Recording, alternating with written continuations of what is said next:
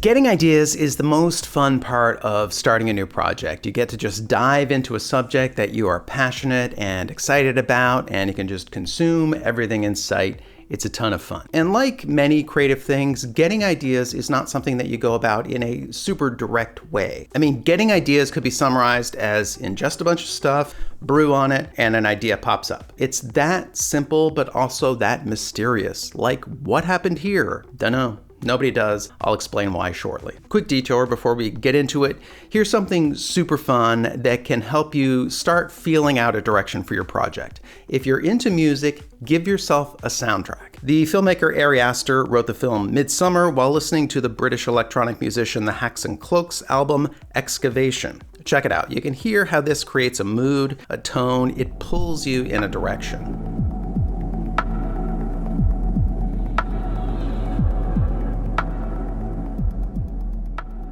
So give yourself a soundtrack. Listen to mood music when you are researching, writing, daydreaming, relaxing, whatever. Have fun with it. All right, ready?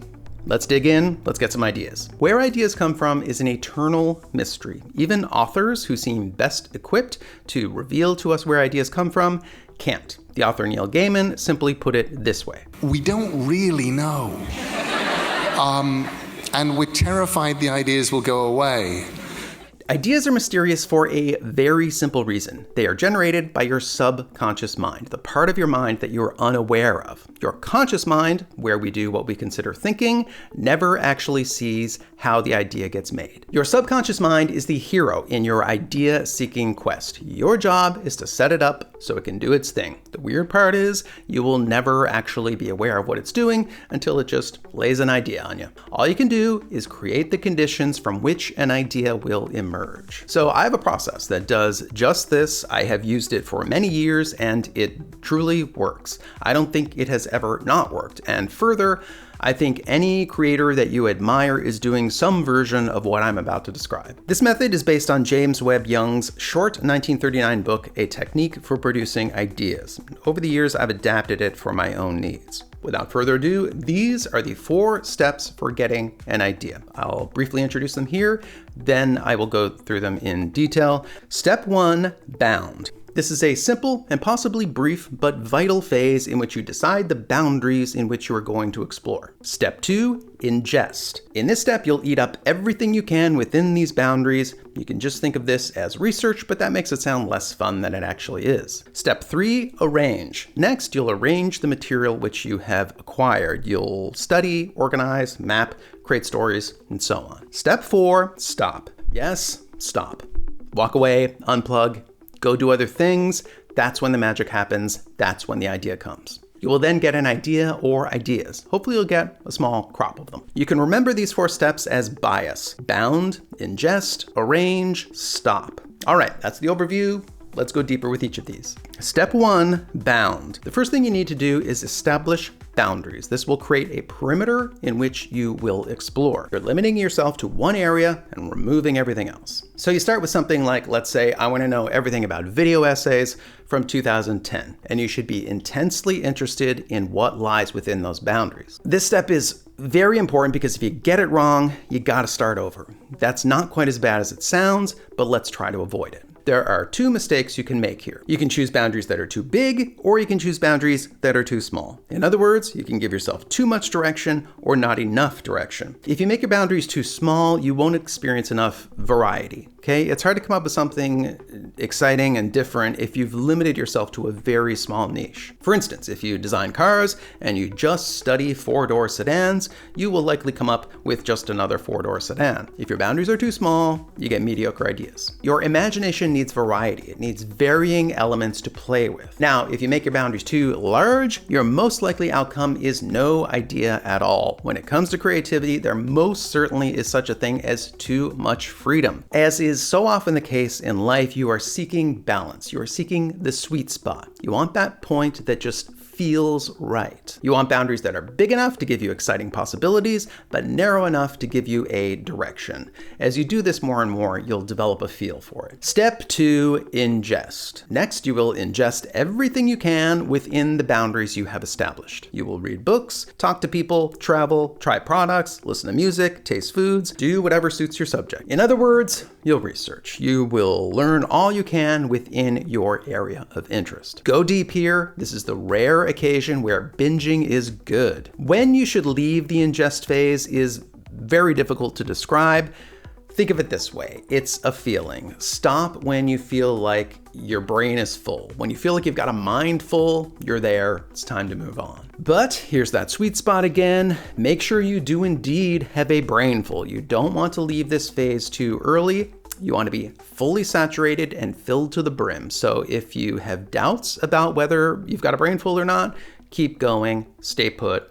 Keep ingesting. Step 3, arrange. Next, you will study the materials you've collected and organize them. You'll arrange them into narratives, group things together, find connections, create maps of what you've learned, and more. It is human nature to spend too much time on the previous phase, on the ingest phase. We are collectors by nature, whether it's books or magic cards or Pokemons or shoes or plants. We love to collect. It's just a thing people enjoy. Arranging things might not feel like quite so much fun. Well, roll up your sleeves. It's time to do that homework. And when you can find ways to make this process feel more fun, then do it. Like if you want to get a bulletin board and some red string and go on what feels like a conspiracy adventure, then have fun, do it. When you can make things more fun, then do it. This work is surprisingly hard, especially the deeper that you get.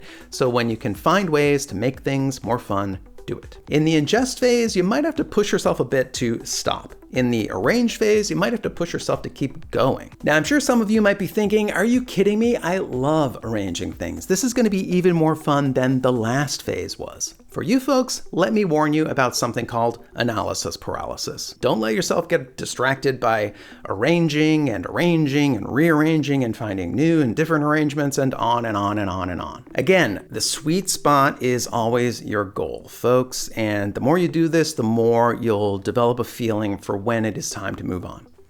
All right, let's pause for a moment and recap because it's a lot, right? A lot has just happened. That was basically the whole process. You've now done the hard work, okay? With these first 3 steps, you've gotten a teeming pot of ingredients bubbling away. And by arranging these materials as much as you can, you've set your subconscious mind up to work on generating an idea. Your subconscious mind will now take over and keep working on this problem. You won't be aware that this is happening, but it will be. You've given your mind a problem to solve, and it will. This brings us to the final step, and this is the easy one. Step 4, stop. We've arrived at the plot twist, folks. You now stop. Move on. Go hang out with your family or friends, go on a walk, go see a movie, take a little vacation, do whatever your life and your schedule will allow. Your subconscious mind will now continue to play with this mass of information that you have filled it with. Ideas like to happen in quiet moments, okay? And they often happen in one of the simplest of all human activities, walking. I cannot recall how many times people have told me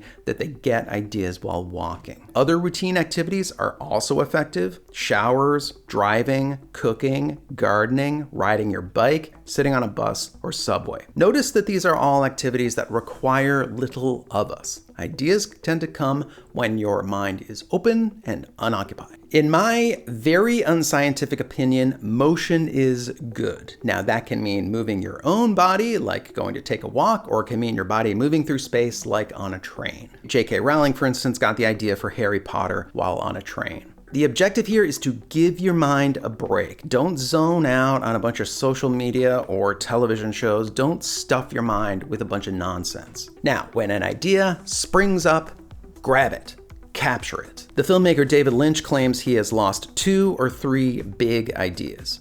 I've forgotten probably 2 or 3 major ideas, and it may make you sick. It's just horrible. Write the idea down. You say, well, I'll never forget this idea. You can forget them. Your short-term memory is very short indeed. It's about 15 to 30 seconds. So when the idea arrives, the clock is ticking. Repeat it to yourself, hold it in your mind, and then write it down. Make sure you give it enough detail that you can remember the full idea later. Don't just write down a few vague terms that don't really describe the idea. I'll talk more about notes later, but your phone is perfect for this because it's with you most of the time, or just carry a paper notebook. Do whatever you like, whatever works, do it. Okay, so after you stop, how long do you wait for an idea to appear? I can't tell you exactly, but I would say it shouldn't take too long because after a while, your mind will move on to other things. I would guess more like days or weeks. If it's taking months, I would say that it didn't work and you need to start over. All right, here's what to do if this doesn't work. Let's say you've done everything I've described here, you did it to the best of your ability, and no idea, nothing came up. I'm guessing what you got wrong is step 1. Your boundaries are either too wide or too narrow.